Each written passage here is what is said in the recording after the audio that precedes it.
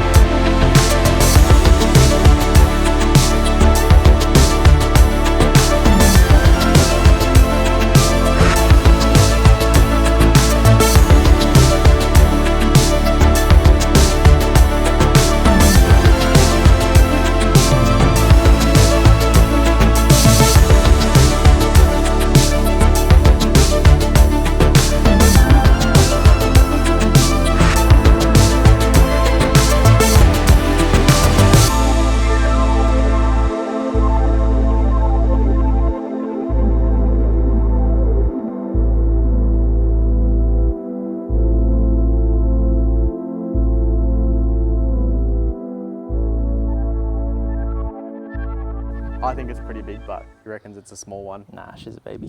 What type of snake is it? This one's a Bredli, so a Central Australian carpet python. Found in the middle of Australia, that's why she's so dark. She's out where like the red dirt is and everything. So this is Eric's 180 that he's been building for the last 20,000 years. Nah, he's actually, so I want to go back to the start of like your first car, because you used to race motocross when you were young with your brother. Yeah. And then obviously you got into cars. When do you reckon that was? When you came up to Queensland? So, I mean, I was interested in cars. I mean, growing up with like, you know, Need for Speed, Fast and Furious, all that sort of stuff. But then when it really became apparent, it was like getting your license. Yeah, so like I always was into bikes, thought I was going to have bikes for my whole life, and then you get to the point where you're like about to get your license and you're like, damn, I kind of want a cool car. Yeah, and so things don't fade. You've still got bikes, you're still into bikes too. For sure. Yeah. But obviously cars made an entrance into your life, and then you used to love Fast and Furious. Everyone used to watch drifting online and YouTube. Yeah, I think the biggest thing to get most of us into all these Japanese cars was Fast and the Furious and all that sort of stuff. And growing up, and then once it's like available, like, you know, once you get your license and you can drive around, it's kind of just like, well, you're going to get one of those cars. You're going to think about the ones that you really liked playing games on and all sort of stuff. So for me, it was a Skyline, 33 Skyline. Yeah. I think it was in 2012, and that was my step into the Japanese car scene. You weren't into drifting at the start though, weren't you? Because I remember you said something you used to enjoy a bit of time attack or like watching. I thought drifting was cool, but I have a lot of mechanical sympathy. Yeah. So for me to drift a car, I always thought it was really stupid because I thought you were just ruining it. Yeah, okay. You know, you just see people just running them into walls and just like banging off limiter, and I just thought it was just like, you know, you're just trying to break it. And I didn't really understand it. So I was always into like, you know, spirited drives and all that sort of stuff. And then I think you get to the point where you get real comfortable with a car, and then you just start trying different things. You know, you get a bit bored and you're like, maybe that is fun. Yeah. Maybe I do want to give it a go. And then once you do it a couple times, that's it. And obviously, because you came from casino, right? So casino's a small, well, you actually came from you grew up in Sydney. Yeah, born in Sydney, grew up in Pottsville, and then moved out to casino for a bit. But we were racing motocross out there. Yeah. It So wasn't the drift scene, until you could say, wasn't really nothing out there. Yeah. People are into their cattle and their horses and stuff out there, and a lot of four-wheel driving. Yeah. And then I dropped out of school and moved to the Gold Coast. Yeah. And then that's when you kind of Started surrounded seeing by all of it. Like, drift and that's, cars. Yeah, Japanese cars and just a lot more of the automotive scene, not even just Jap cars. But That would have been mind-blowing, because I mean, like when I grew up, I used to go to surface and like the sex spec era, which everyone knows is like massive, and then when you're a kid, that's like insane. So it was like watching Fast and Furious, but I guess you had to wait a little bit longer, and you did make your way into cars and finding your passions for cars. And then obviously you came to the Gold Coast, got a job here, and then that's when you had an MX-5. Yeah, I think I went from the 33 to an MX-5. Yeah. And then, from the, if we're talking about like progression of my cars, we went from the MX-5 to an S15. Yeah. And that was scary. Well, because I remember like going back to the MX-5, like I didn't know you then, right? So I knew that you knew Dave from Autobahn, and he had the S15, and then so you guys were going for spirited drives and, you know, getting more into the car scene and making more friends. And so then obviously I remember I got an S15 and then it was quite close. Like I think a couple weeks or about a month later. Yeah, I had one about teed up. Yeah. It was just, working, when I got the job at Autobahn, it was like everyone had a cool car. Yeah. Like the boss had a cool car, the boss's son had a cool car, the manager had a cool car, and they were all Skylines or Silvias. Yeah. And it was kind of just like my local. And, you know, I had an interest already, and it was my local. And then the more I went there, the more I became friends with them. Yeah. And then just kind of, you know, you're around those people and those things, and then you want those cars. And you wanna sort of enjoy those things that they get to enjoy as well. Yeah.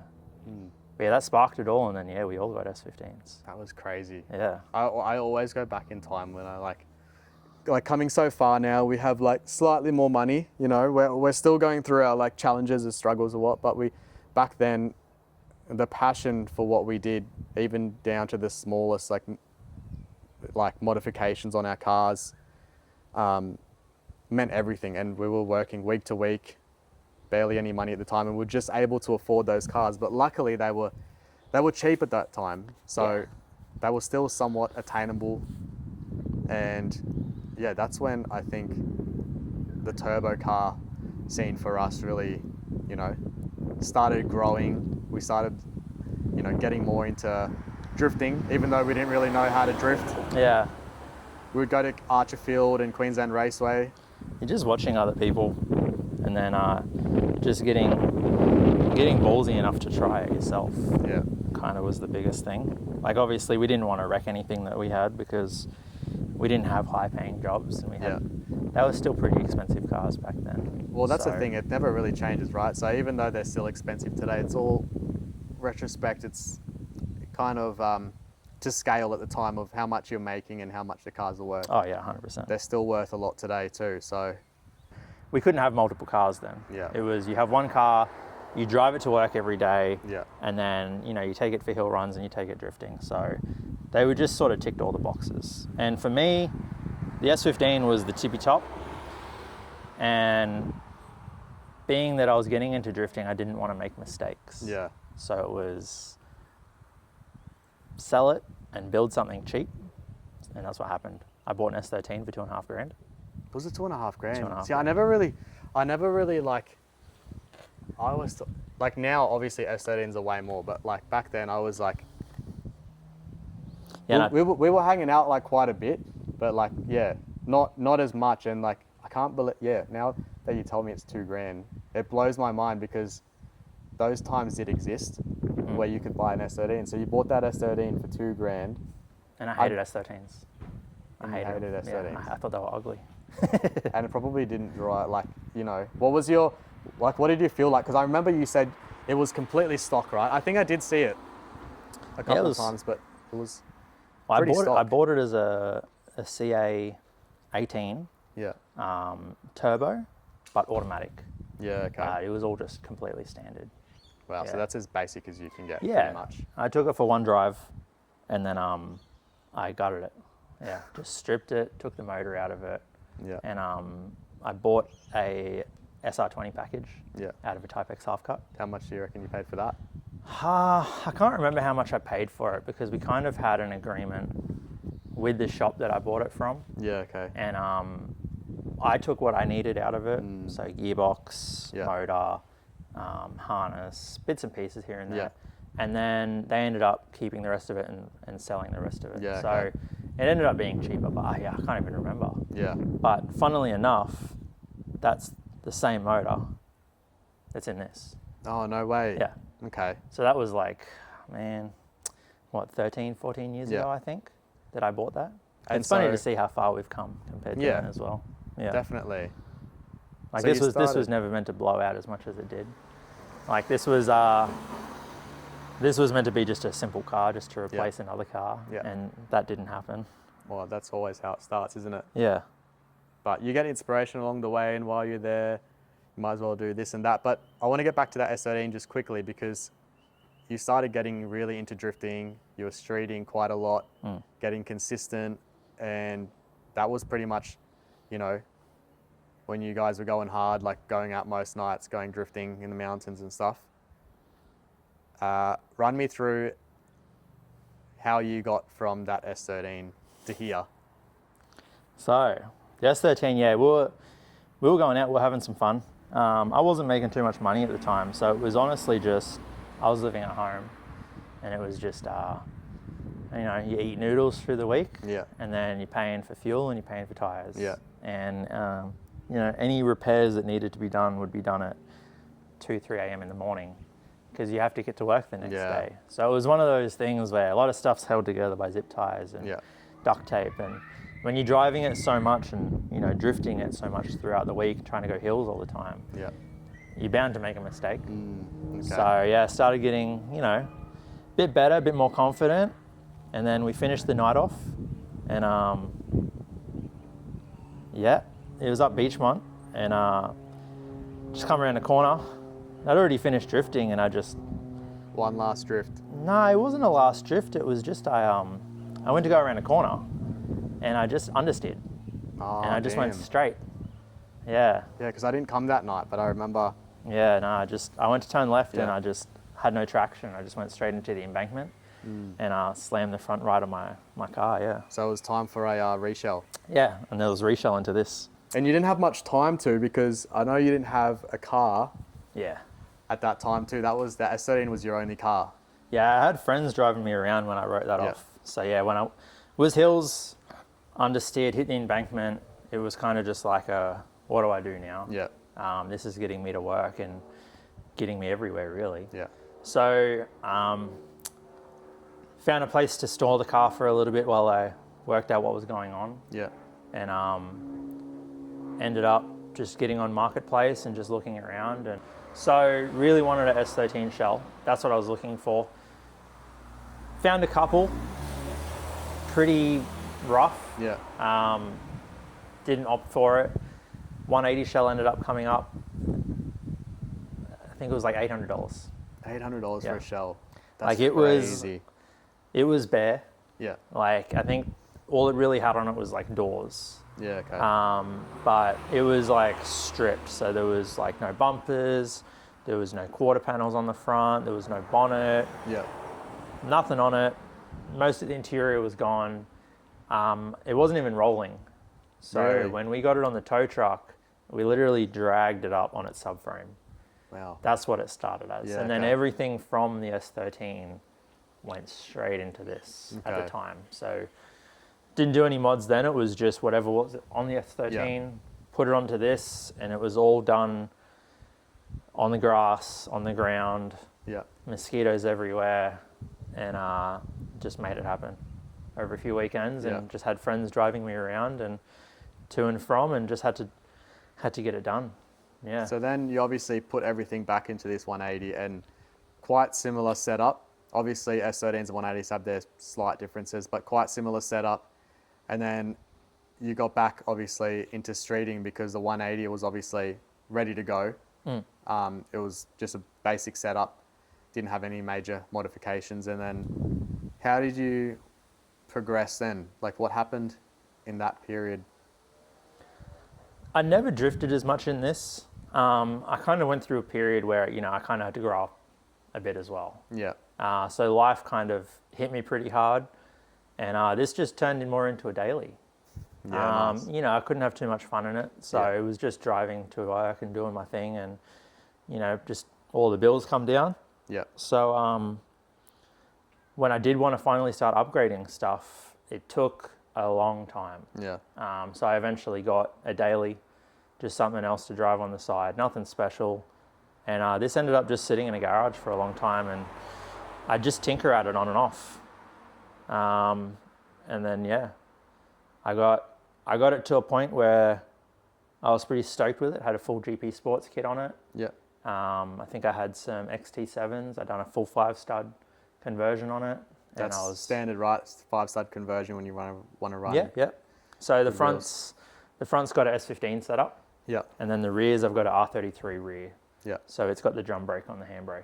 Yeah. Because I wanted to keep that street car feel with the normal handbrake, as opposed to Yeah. having a hydro on the street. That's definitely comes into the what we see nowadays, the overbuilding category of a car. Like to get like I don't want to get too much into like the technicalities of drifting, but from what I've seen in Japan, they use a handbrake not to initiate the drift, but to slow down the drift or to carry forward while drifting. Whereas, you know, in other places, and especially in Australia, I think a lot of people have relied on different styles of drifting, and anyway, used a different style of drifting, and they require, you'd see more hydro handbrakes in Australia. Yeah. So you see a obviously lot. wanted to keep that It's authentic kind of Japanese. It's just one of those things that, you know, people think if they're building a drift car, there's a number of things that they have to do, and they always have hydro handbrake on there. Yeah.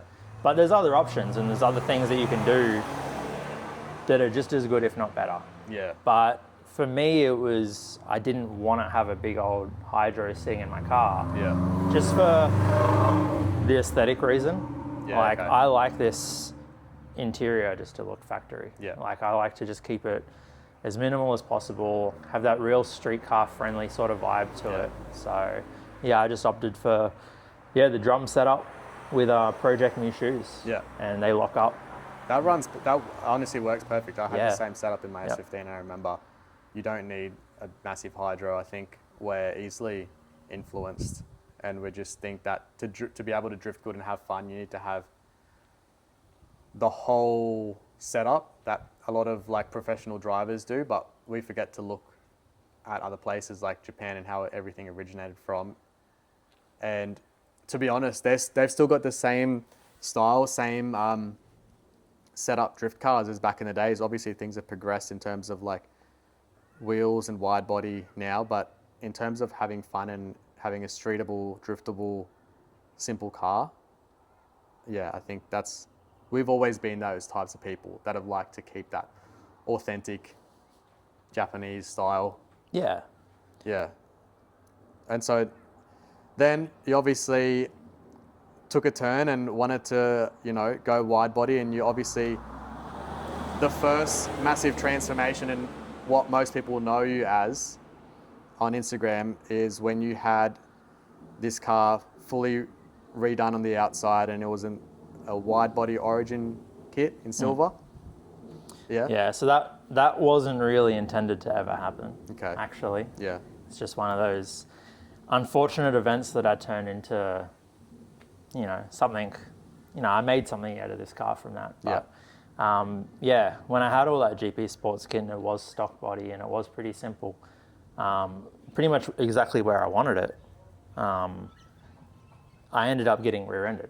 Yeah, okay. So a guy in a van on his phone, just not looking, Yeah. just ran straight up the back.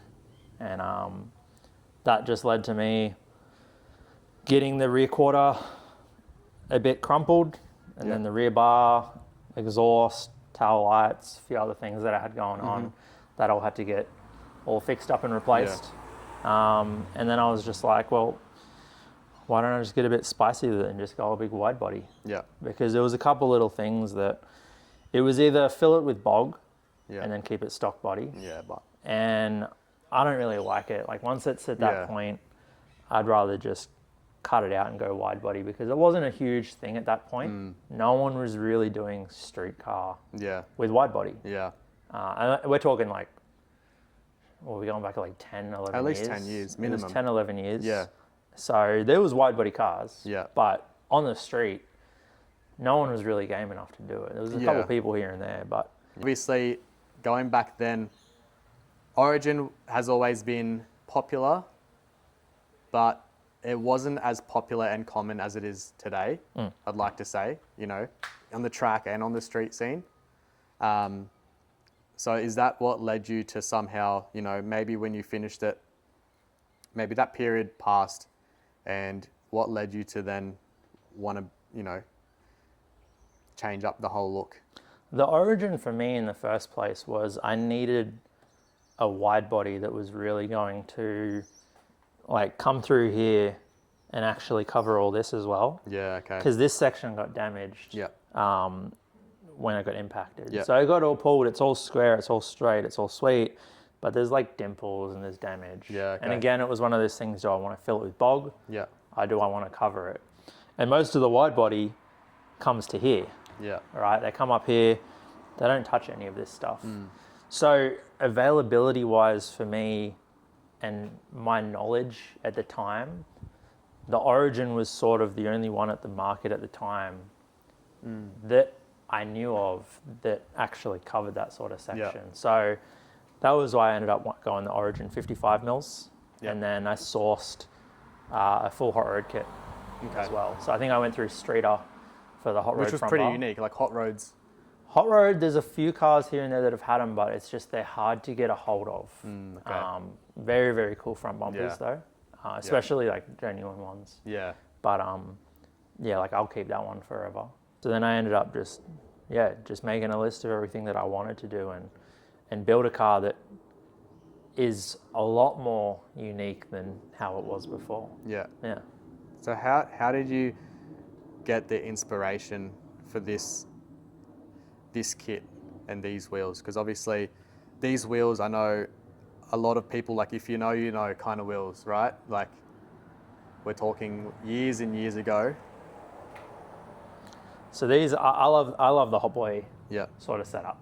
Like I love, you know, tight fitment. Yeah. You know, real low, big wheels, big donks. Yeah. And I think the guy that really was ahead of his time and was doing this way before anyone was Haraguchi. Yeah. That definitely. old RX-7 FC, big BN kit, big spoiler, and big Garsons. Yeah. And these were just a wheel that I've always loved. Yeah. Because you've got your Meisters, you got your SSR Professors, and for me, these were always at like the tippy top. But they're harder to get. They're definitely harder to get. Like I said, the ones that I saw definitely didn't have such aggressive faces, and so you've obviously rebuilt these and made them even more aggressive. No, these are factory sizes. Are they actually factory sizes? These are factory sizes. But you got them rebarreled? No. Oh, really? Factory sizes. Yep. Wow, okay. Yeah, All right, so that makes them even more unique then. 7-inch lip from factory. That's crazy. Yep. 12-inch wide. I can't remember the I offset. forgot about that. Yeah. So these are even more unique then, because you're not just going to go on Yahoo auctions or anywhere and find factory sizes like this anymore. It was kind of hard because I love VSKFs as well. Yeah. Like they're amazing wheels. They're another timeless wheel as well. But in order for me to get dream wheels of mine, Yeah. like number one on the list, it was a no-brainer.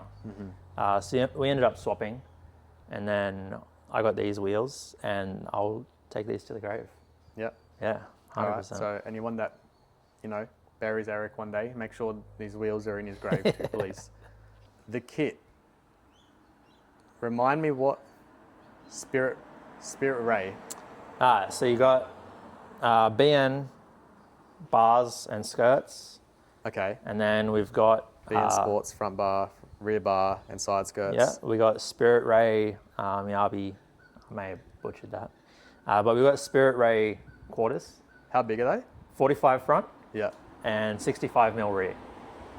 Is there a reason why you went the slightly smaller front? With the smaller front, two reasons. Yeah. One reason, I wanted a little less track on the front. Okay. So luckily the Garsons were a little less aggressive than the KFs. Yeah. The problem I was having with the VS KFs as well, when you have a big wide body and you extend your track so far from your lower control Yeah. arms, when you're trying to turn, Yeah. what ends up happening is if you got really aggressive offset, Yeah. you can't adjust your cast the way you want it. Yeah. Okay. You're kind of stuck in the middle and you start hitting at the front and you start hitting at the back. Gotcha. So I ended up getting less aggressive wheels, Yep. which was sweet, which means that I could go less as aggressive quarter panels. Yeah. Okay. And it kind of, I think it suits the sort of shape of the car.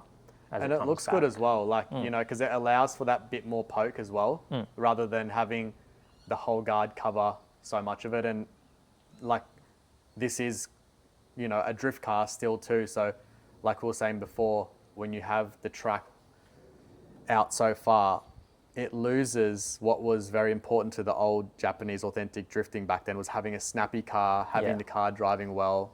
And as much as we love style, like, you're going to want to drift this. And the last time I believe you drifted this properly was probably when it had the basic setup, right?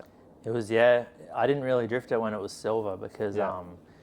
I upgraded a few things and I needed to get a tune. Yeah, okay. And I just never got that tune. So this is going to be a very different feeling car too, also Yeah. this year Yep. when the time comes, which is Yeah. going to be interesting. But yeah, it's good that you've gone. It's still such a wild car, but it is slightly more conservative at the front. And yeah, I guess you're just going to have to play around with your caster to find a happy medium. The only thing that's hasn't changed, because I've got Car Modify Wonder glare spoiler as well. Okay, so that's unique too. Like that's not yeah. not many people are running that, and I think with the combination that you have with the BN Spirit Ray and Car Modify Wonder, I haven't seen this setup yet anywhere. So I'm pretty keen to see it, and I know a lot of people are going to be raving on about it, and probably really keen to see this doing some skids and just going to a few car meets and stuff. I just want to drive it, that's all. At the end of the day, like, I really built this for myself. Yeah. It's just a collection of all of the parts that I really, because obviously, you know, I never wanted a 180. It was just, Yeah. I crashed a car, I needed a replacement, and a 180 was the only thing available. And then once you have it for a while, you start to sort of, you know, grow with it. Yeah. And this is like another limb at this point. Yeah. Like, I couldn't really see myself selling it. Let's talk about the engine setup. The SR20s, they got plenty enough power. Yeah. And people have been drifting in Japan for so long, like even competitively, with just simple bolt-on mods and stuff. Yeah. Like they didn't go crazy. And even back then, like Niz tunes and stuff like that. Yeah. So, you know, you don't need to do anything crazy with these. And Yeah. I feel like the more things you touch and upgrade, the more likely it is to fail Yeah, okay. sometimes. So I just kept it as simple as possible. Yeah. So this is a pretty basic setup, Okay. but it makes about 330 horsepower. That's a good amount of power too. Yeah. For a stock motor Yeah. that hasn't been opened. So And that's going to be, I reckon that's going to be a handful too, because like you said in the back, like you're not running massive, you're not running like negative camber or anything. yeah, You are running negative camber, sorry. It's not like you've got a massive grip setup. yeah. But motor wise, it's, you know, stock motor pretty much. Yeah. You No know, internals, no. And head gasket is still factory and everything. still factory head It was a gasket. low kilometer Type X motor Yeah. when I got it. And, you know, in the time that it's been in the S13 and the 180, I haven't done too much driving in it, to be Yeah, honest. okay. So it's pretty low kilometer. and I've just got some HKS drop-in cams. Yep. 2871R Garrett Turbo. Yep. With a external wastegate. Low mount manifold, obviously. Yeah, just went simple, kept it low. Yeah. Yeah, again over here, I don't have a Greddy or anything. I didn't see the need for it. Well, you want that low end torque, yeah, I wanted right? that low end torque. And again, it was just like saving money. Yeah. Like, don't really need to go crazy. Like, these are better for low end torque. Yeah. And I can go a fuel rail on there with bigger injectors. Yeah. Bigger fuel pump. And you have to factor in like your track as well. I think a lot of people build the cars out of inspiration, right? But they're not factoring in like, where do you live, what size is your track, and they're just building, you know, massive power. But then if that power doesn't suit your track, you're not going to have fun, right? Whereas here in Queensland, like, we used to have Archerfield, which is a small power track. Queensland Raceway, moderate power out in the big track, but even on like the playground area, tight corners and like decent entry. So stuff like that, and even streeting a car too. Yeah, around town. It's a street car, so it's like I don't want a big turbo with a lot of lag, or I want it all responsive. So yeah, that's why I went mid-mount setup, and I kept it at 2871R and everything. It looks really clean too. So obviously, do you remember what brand? That's a Parts Shop Max. Parts Shop Max. Yeah. I feel like not a lot of people use Parts Shop. Yeah, they're pretty good. Anymore, they do some good suspension parts as well. It looks actually really clean. It's all tucked away. So obviously, the only downside is you don't have aircon animour. Yep. But that's why you got windows in Queensland. That's our aircon. So Mishimoto radiator. Yeah, Mishimoto rad. Yeah, fuel pressure reg. Yep. Everything in here is pretty much just like what's needed for me to get to about 300 horsepower. Yep. Anything more than that was a bonus. Okay. And then I've got it all tuned off a Haltech Elite. Haltech Elite. So then it was just like, I just wanted that safety and like all the safety measures. So if anything happens, it'll do its job and it'll stop it. Yeah. And then obviously, like, another big obvious thing is you went the tubs. Yep. I guess you were repainting the engine bay and maybe clearance and aesthetic. Yeah, so that was when I was doing the big change as well. Yeah. When I planned on doing like the big exterior change. Yeah. I know that I like to run big wheels. I like to run low. Yeah. And I was planning on going lower. So I wanted to get pretty much heaves of clearance, as much clearance as possible. Yeah. I didn't want to do just, bashing them out or anything. Yeah. And there are a few cool tubs, around that you can get that are styled really nicely. But for me, I like the old school, just big old trailer tub style thing. I don't know, just when I first got into drifting, that's what the drift cars had. Yeah. And I thought it was the coolest. And it's so in your face, and it's just like these massive tubs there. So it is. We shaved the bay and done the tubs, and then stitch welded the bay, and done a lick of paint. And it's funny because we painted the bay a black metallic, and I never knew that the car was going to go black. Oh. So it worked. One thing, you can close this.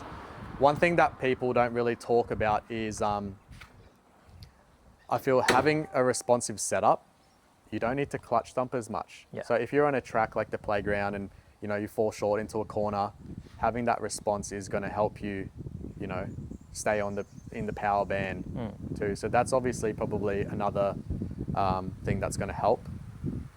Yeah, so it's one of those things, like, what's the point of me replacing it when there's nothing wrong with it? Yeah, okay. Like, it goes through every gear, it feels healthy, it feels good. Why spend thousands of dollars replacing it for a Z32 or RB25? And they're expensive now, when this is fine. And the way that I have this set up, it's very responsive, it's very torquey. And I've never been one to rely on my handbrake for entries. Yeah. I used to try and practice, scandos and flicking it, getting that weight transfer. And instead of just clutch dumping, just power over. Yeah. And when you have a snappy responsive setup, especially with SR20, it's really easy to get. Yeah. It's all throttle control, right? Yeah, you just throw it a bit, power over, and then there you can break your traction, you can drift. We are saying this though after 10 years of drifting, so when you actually see us drift this year for the first time, you know, I'm sure it'll look a little bit different, but it is right. What we're saying, like having that responsive setup definitely does help, and that's how you kind of separate and see the two different styles here in Australia, where the big horsepower setups that are certain built and suited for certain tracks, and they obviously need the big gearbox, need the big diff setup, need all the extra parts because they are driving a different style. So it's going to be very interesting, but pretty much your suspension setup is quite basic underneath, right? I know you've got some basic knuckles, cut and shut knuckles. Yeah, so everything's pretty much been from silver to black, like when this car went from silver to black, pretty much everything's been changed. Yep.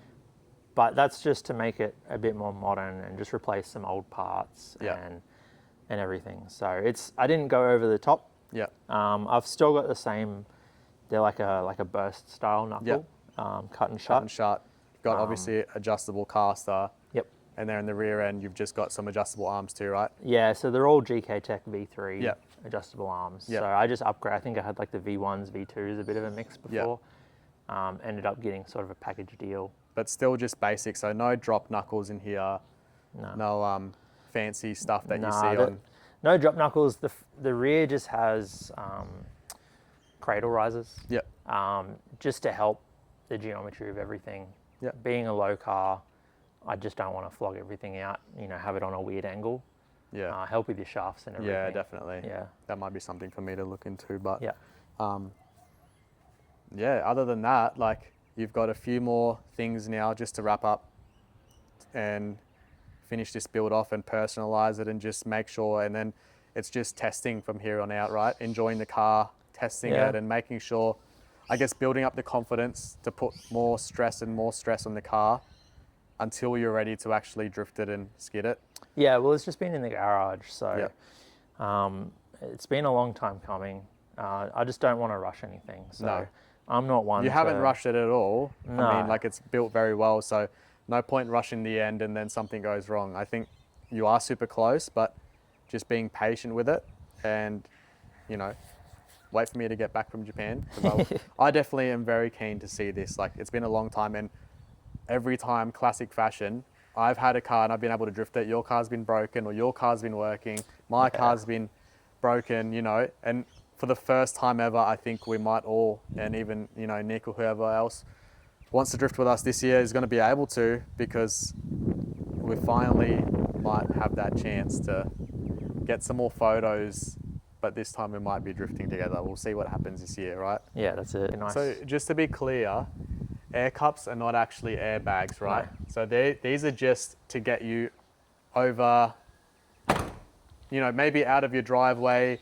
You actually don't drive, you're still driving on the coilover, because a lot of people think, you know, about that static. If you're static, you're static. If you're on airbags, you're airbags. Whereas this is pretty much static because you're still driving on a true coilover. The only time the air cups is engaged is when you're trying to get out of stuff and the cup fills up. Yeah. But as soon as you're back down, it's a coilover setup. Yeah, so it's just an air assist on top of your coilover. Yeah. So when I'm driving around, I'm static. Yeah. It's pretty much always static, but I've got a cylinder on top of the spring and underneath the top pad of the coilover. And if I come up to, you know, a bad driveway or a speed bump or anything like that, at the press of a button, I have about, 2 inches of lift. Get over your stuff. You can go like up to 30, 40 kilometers an hour. It's not meant to be driven on. That's a big difference between the airbags and the air cups. And then as soon as you're over the obstacle, you go back down. Yeah, okay. So it's just being able to have a low car, keep it low, and enjoy driving it, and enjoy, you know, how coilovers feel and how they just keep you stuck to the ground, but still being able to get over stuff. So I know a lot of you guys are going to be thinking, you know, like there's that whole thing with, you know, you should just only be static and ruin your kit. But in a day like today, things aren't cheap anymore, prices of fuel, wars going on and stuff.